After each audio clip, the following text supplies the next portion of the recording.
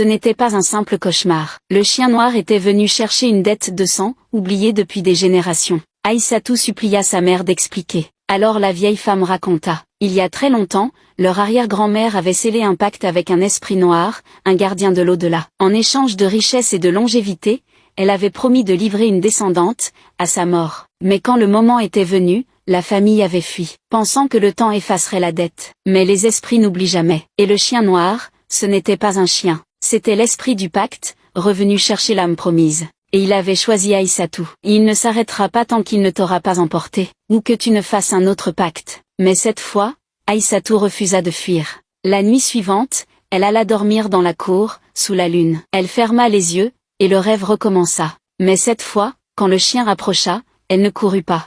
Elle l'attendit. Quand il bondit, elle cria de toutes ses forces. « Je suis prête à payer, mais pas en mourant. » Le chien s'arrêta net. L'esprit parla à travers lui, d'une voix inhumaine. « Alors tu offriras autre chose. » Depuis ce jour, Aïssatou vit. Mais chaque année, le même jour, quelqu'un dans son entourage meurt mystérieusement. Et toujours, la veille, elle rêve à nouveau du chien noir.